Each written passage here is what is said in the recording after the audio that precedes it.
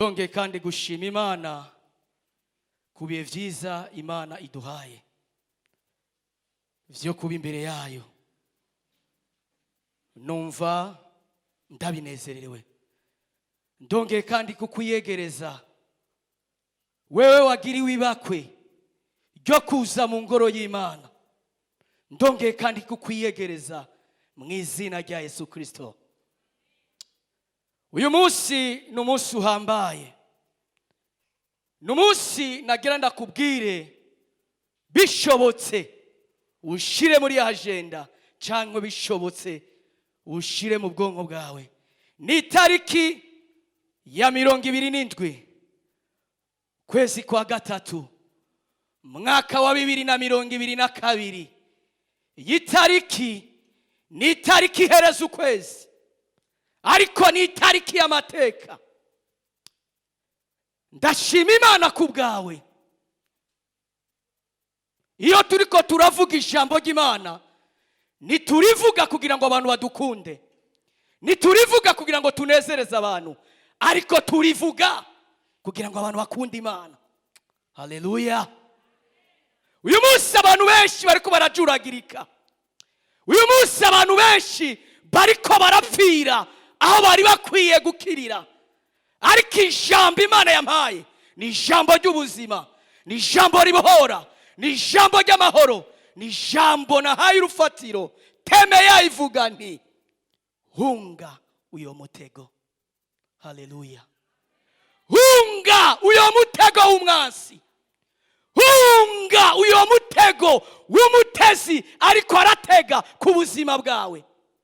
Uyu munsi abantu benshi baraborewe, baboreshwe n'iminezero, baboreshwe n'ibintu bariko barabona iteka Imana iriko irabatera, ivyo bikabasamaza. Ariko nashaka ndakubwire, hunga uyo mutego w'umwansi. Kuko umwansi nasinziriye, kuko umwansi amasaha 28 kuri 28 yamahagaze, yamari maso, yamayiteguriye abantu yogwisha, yamayiteguriye abantu yosiga mu ntambara.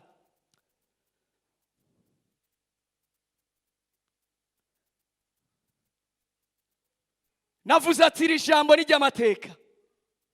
Ijambo guhunga ni ijambo rikoreshwa mu gihe kitameze neza, ni ijambo rikoreshwa mu gihe cy'intambara, ni ijambo rikoreshwa mu gihe inyuma yawe hari ikintu kitameze neza. Umuntu akakubwira ngwaho hunga, hunga bagira bakugirira nabi, hunga umugabo agira gukubite, hunga umwansi agomba kugirira nawe nabi. Nawe muri uwo mwanya uvuga ati kugira ngo nkize amagara bisaba ko niruka. Haleluya, haleluya, haleluya. Uyu munsi abantu bibage ko dufise umwansi. Nagira ndakubwira ubuzima bwacu bugizwe n'intambara, bugizwe n'ibibazo, bugizwe no kunigana, bugizwe no kwiruka, bugizwe no guhunga. Hari umuntu twigeze kuvugana ambwira ijambo, ariko nagomba ndarimubwira uyu munsi. Yambwiye ijambo kandi ari hano. Yambwiye ngo Satani ubu ngo siyo wa kera. Ariko ndobegwa ko Satani wa kera wo mu myaka y'abamutama yari umunyamuji cyangwa atari umunyamuji, ariko ubu ko yoba ari umunyamuji. Ariko nagenda kubwire Satani nujya nyene, ujya nyene yabeshe abavyeyi bacu ba mbere, nujya nyene narahinduka. Uyu munsi nimba ubona abakozi b'Imana bariko baratukwa, bariko bavugwa mu nzira zitameze neza, nuko bacudise n'umwasi. Reka turabe mu gitabo c'Imigani, Imigani igice cya mbere. Mu buzima singuza gusoma imirongo myinshi, ariko iyo nabihawe muranumva ndabivuga uko nabihawe. Kenshi ndakunda gusoma imirongo mike, ariko uyu munsi Imana yashoye kuma bagage twifasha kuri uno mutwe w'ijambo Imana yampaye rivuga ati ngo hugunga. Imigani igice cya mbere ku murongo wa 17 n'umurongo umwe gusa avuga ati ngo kuko ikiguruka cyose, ngo kuko umutego utegegwa ubusa, ikiguruka cyose iyo kigizeni, iyo kiwubona. Ndasubiramo mu izina rya Yesu. Ngo kuko umutego utegegwa ubusa, ikiguruka cyose iyo kiwubonye umutego nta gaciro bufise. Kuko ikiguruka cyose, yaba inyoni, yaba inkware, yaba igikoko icyo ari cyo cyose cyo mu ishyamba, kimaze kubona ko wagiteze, kimaze kubona ko ahantu hari danje, nikihaca kica kivuga ati reka nce hariya, ndabona ko umwansi yangiriye akantu, ndabona ko umwansi hari akantu yakoze, ndabona ko umwansi hari akantu yakoze kugira ngo ndakagwemwo. Iyo gisamaye kikaja muri mutego kikagwayo, umwansi aca gifatamiri agaca gikoza icyo ashaka. Rero uyu mwanditsi ni Salomo, yanditse ano majambo. Salomo muramuzi, iyamagagwa agiwe yamagawe mu buryo bukomeye, yamagawe mu buryo bw'igitangaza. Mbere avuga ati Imana vyongora ingene norongora irihanga rya Isirayeli, ariko icyo ndagusaba mu bwenge. Imana iramuha ubwenge, itakwiramuha n'ubutunzi, kandi iramugirira neza.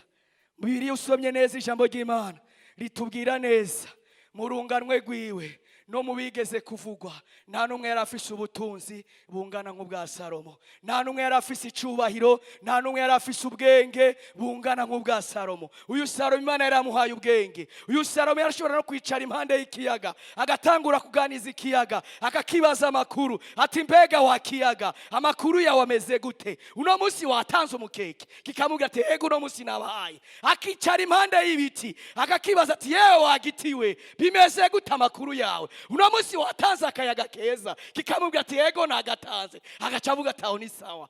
Haleluya!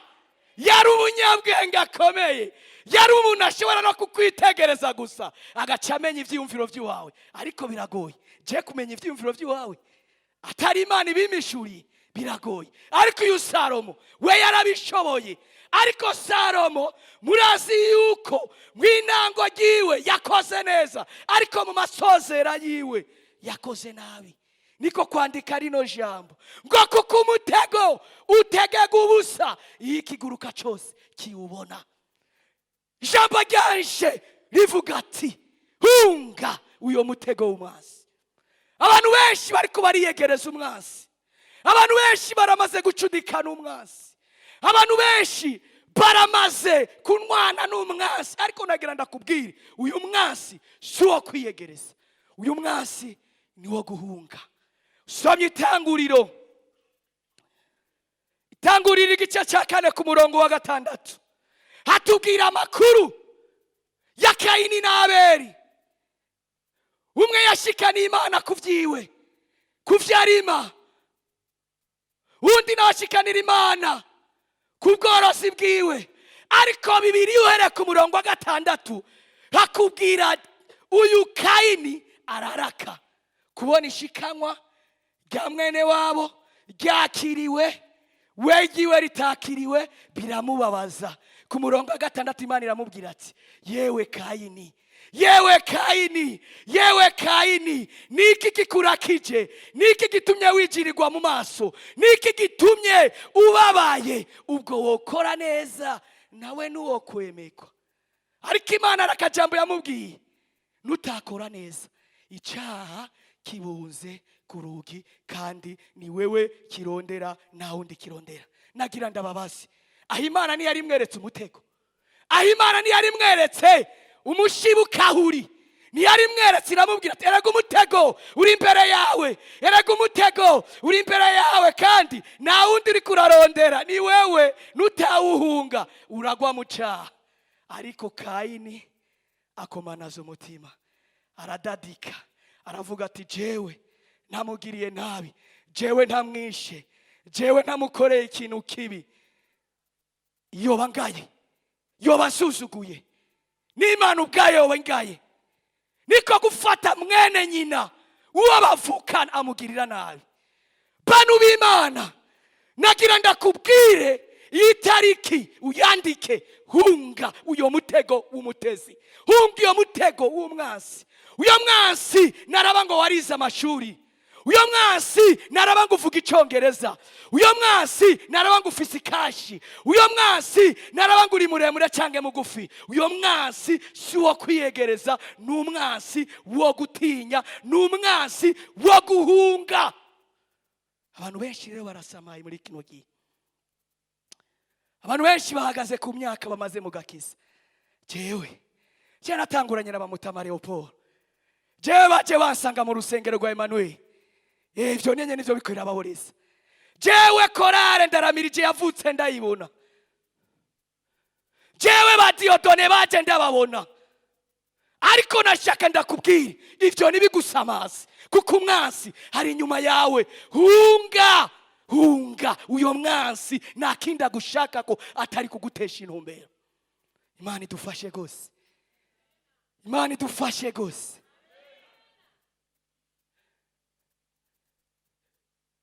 Benshi baraboreshwe n'umwitwarariko w'ivya buno bugingo, bariko bariruka inyuma yavyo. Ariko nagira ndakubwiye, muri ivyo vyose uri kuriruka navyo, nta na kimwe bazoguhambana, nta na kimwe uzogenda utwaye. Mbere nibagukunda mu mpuzu nka 50 ufise bazokwambika mwemwe. Mbere ni koti wowe ufise waguze amahera menshi, ndakura Imana yo mwijuru nayo bazoguha. Nimba uyifise bazoguha ya indi waguze make. Reka tuhamagara umukozi w'Imana adusomere Timoteyo. Umukozi w'Imana Isayi, Timoteyo igice cya mbere. Chete Paulo yandike Timoteyo, chete cya mbere 6:6. Tunyarutse.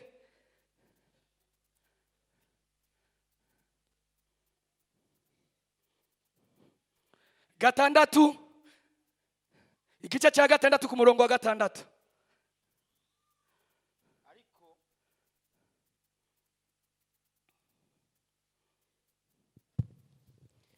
Ariko kubaha Imana gufatanije no kukubumbwa n'ivyo ufise kuvamwe inyungu nyinshi koko.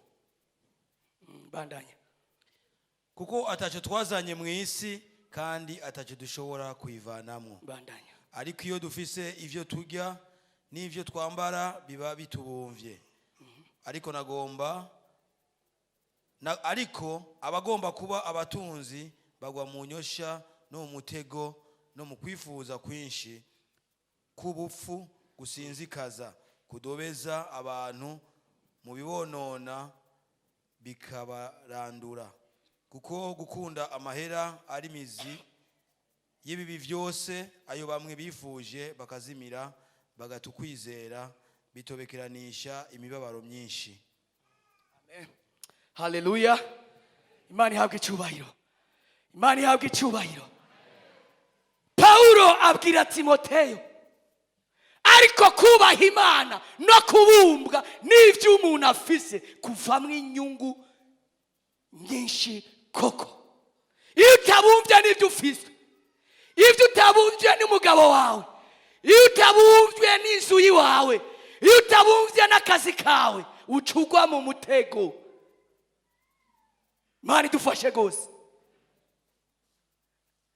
Ariko kubaha Imana no kubumbwa n'ivyo umuntu afise kuvamwe inyungu nyinshi koko. Ngo ariko bagomba kuba batuzi, bagwa mu nyoshambi no mu mitego ya wa mwansi, bagwa mu mitego ryari, bagwa mu mutego mu gihe batabikoresheje ubwenge, mu gihe batayarondeye amafaranga, cyangwa mu gihe badakoresheje igiharuro arico guca bugufi no kubaha Imana. Ntihamuca ubona umuntu ngo kana karansize, ngo kandisha, ngo reka nsige, ngo no mu migani yaza, ngo yariruka inyuma y'ifaranga, ngo yararironse, ngo niyo mpamvu ngo ageze kuri ibi, ngo niyo mpamvu ageze kuri ibi, agaca atangura kudondagura, ngo niyo mpamvu ageze kuri ibi. Ariko nawe uno mwanditsi avuga ati abagomba kuba batuzi umuntu afise ibyo akora akubaha imana kumuberamo inyungu nyinshi koko. Imana ihabwa icyubahiro. Ijambo Imana yampaye niri ngo ndakubwire, hunga uyo mutego. Birashoboka n'iyi saha bano b'Imana, burya ubuzima turimwo n'ubuzima bugizwe n'intambara, n'ubuzima bwo kugwana, si ubuzima bwo gufyina. Uyu munsi nimubona uguwe neza, birashoboka ejo ntugugwe neza. Uyu munsi nimba ari kikunezere, hari n'abandi bababaye. Uyu munsi nimba uri kurikubita kugikiriza, ati jewe ndagakomeye. Ejo hari igihe usaba ikibando kavuga ati nimumpa akabando ngireko, kuko amagara niko ateye. Haleluya, haleluya. Hunga uyo mwansi naraba imyaka. Uyo mwansi si wo kwiyegereza. Uyo mwansi akoresha kenge aciye kwa muka Potifari. Usomye Itanguriro igice cya 31 ku murongo wa 12, akoresha kenge, akoresha amayeri, aratangura aca muri muka Potifari, akenda kuri kajya gasore kitwa Yosefu, aramubwira ati nukuri pe turi twenyene mu nzu, nta numwe atubona, nyemerera gusa tubikorere rimwe, tubikorere rimwe gusa, nyemerera gusa tubikore. Yosefu aramubwira ati urahumba, naco databusha mu nzu yiwe atamaye, vyose yarabimpaye, ariko icyo atamaye ni wewe gusa, ni wewe mugore wiwe, ni watamaye, ariko ibindi byose yarampaye ububasha bwo kubiganza. Kandi naho twobikora, naho wiyumvira ngo nta muntu atubona, ariko mwijuru hari Imana. Haleluya. Mwijuru hari Imana, hari Imana itanyegezwa, hari Imana izi ibyawe, hari Imana izi ibyo wakoze ejo, hari Imana izi ibyo wakoze wera ku munsi wa mbere, hari Imana ikuzi mu buzima bwa misi yose. Yosefu abonye ko asugerejwe, abonye ko muka Potifari atangiye gukoresha amayeri yiwe, ariko aramukuyakuya, ariko aramufatafata. Yosefu arikunkuma, amuterera impuzu, arahunga. Ivyo byoshobora bake atari Imana ibigushoboje. Ivyo byoshobora bake. Nagira ndakubwira ati niwigire metre. Umutego na nta mudahari. Mu byo ukora by'iwawe hashobora kuba ari mu mutego. Mu bana bawe hashobora kuba ari mu mutego. Impande y'umukenyezi wawe hashobora kuba ari umutego. Impande y'umugabo wawe hashobora kuba ari mu mutego. Mu kazi kawe, mu biro by'iwawe hashobora kuba ari mu mutego. Ariko ni wewe wo kunesha, ni wewe wo kuhunga, ni wewe wo kwiruka ukavuga ati nakubonye wa mutego we, sinshobora kukugwamo, nakubonye. Haleluya. Mutama Dominiko nakuze kuvuga ngo Satani nta na rimwe azoza akubwira ati ngo bikore rero, ngo sambana, ngo jengo ndi ngaha. Akoresha kenge buke buke, agatangura kukwereka ngo wabonye ingene asigaye yambara ijipo, wabonye ingene asigaye afunga igikwembe, wabonye ingene asigaye atambuka, wabibonye ingene asigaye yisiga. Ayo n'amayeri ya Satani.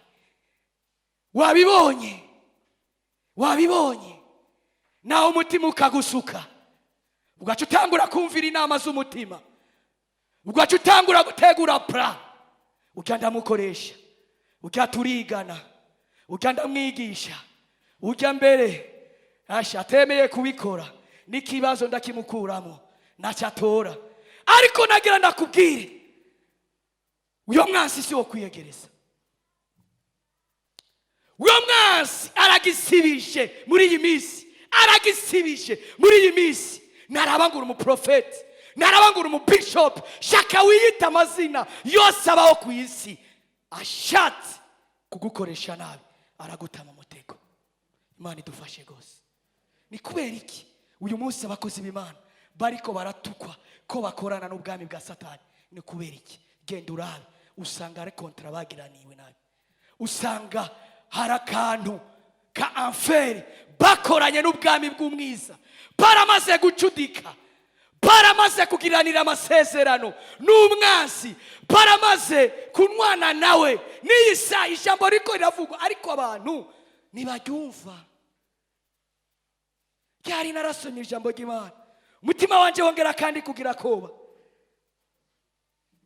Usomye Paulo abibwira Timoteyo icete cya kane umanutse hajya Efu, ngo ati kuko igihe kiriko kiraza abantu batazokwemera kwigisha kuzima, ngo bazokwirundaniriza bavugishwa bahuye nuko nabo bifuza.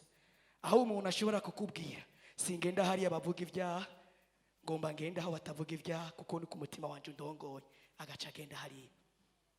Ariko nagira ndakubwira duhagaze hano ngo tuvuge ukuri kw'Imana, kuko Imana turiko turavuga ni Imana tuzi, ni Imana twabonye hindura ibyanse guhinduka, ni Imana twabonye bohora, ni Imana twabonye uyikoreye neza.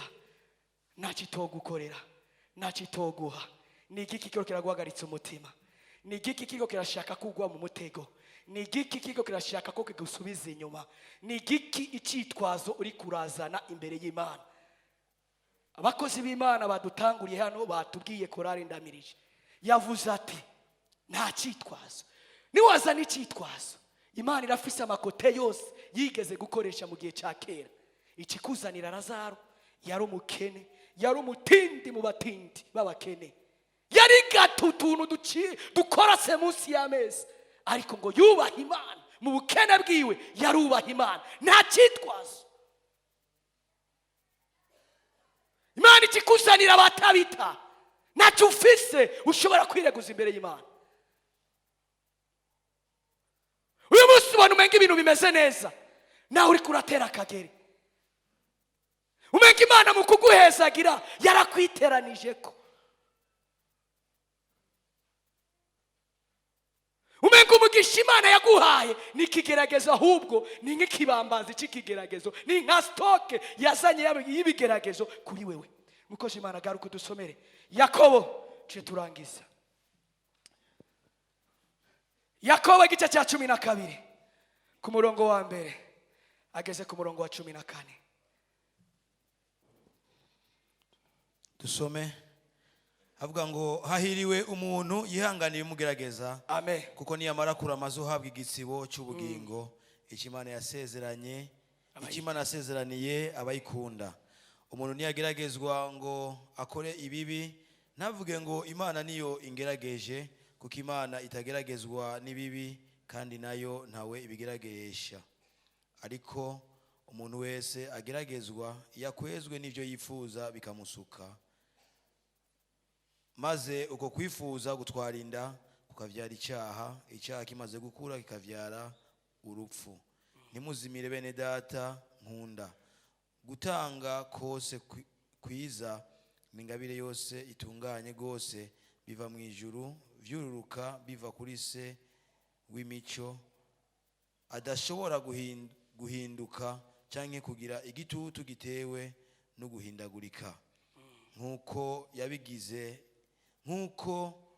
yabigize imigambi ubwayo, yatuvyarishije ijambo ry'ukuri kugira ngo tube nk'ivyeze ubwa mbere mu biremwa vyayo. Amen, amen. Haleluya, haleluya, haleluya. Navuze ati iyi tariki ni nibagiranwa muri ubuzima bwawe. Yakobo arabivuze ngo hahigwa uwihanganira ibimugerageza. N'iyi saa ndiko ndavuga birashoboka hari ahantu runaka uri kurabona umutego w'umwanzi,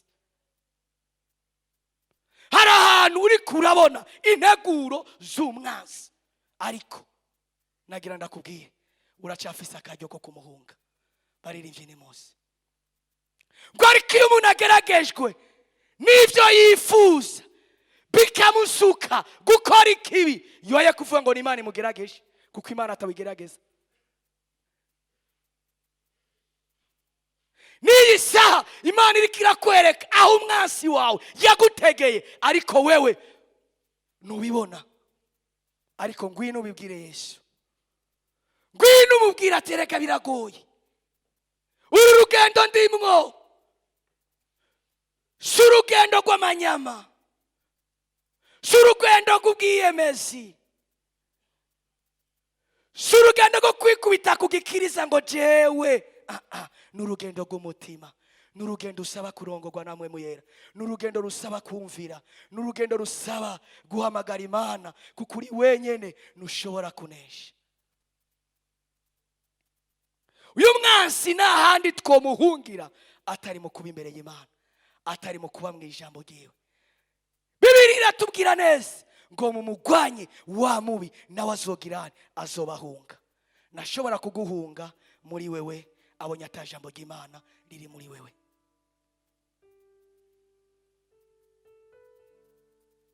Ngwino wakire Yesu, ngwino umubwire imitego umaze iminsi uri kurahura nayo. Ngwino umubwire ati Mana shoboza kunesha ujya mutego, kunesha iki kigeragezo kiri imbere yanjye, kunesha ibi bintu bimpagurukiye. Ndabibona iyo biriko birazanana, ariko atari wowe unshoboje sinshobora kubinesha.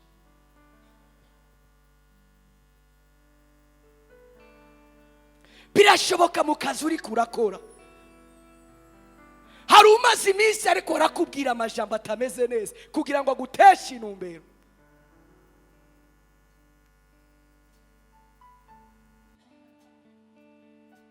Birashoboka mu rudandazwa rwawe hari ikintu kitameze neza, hari uriko arakubwira ngo erega wokora gutya ibyawe byogenda neza. Uwo ni umutego. Ayo n'amayeri y'umwansi Satani. Ngwino muhunge.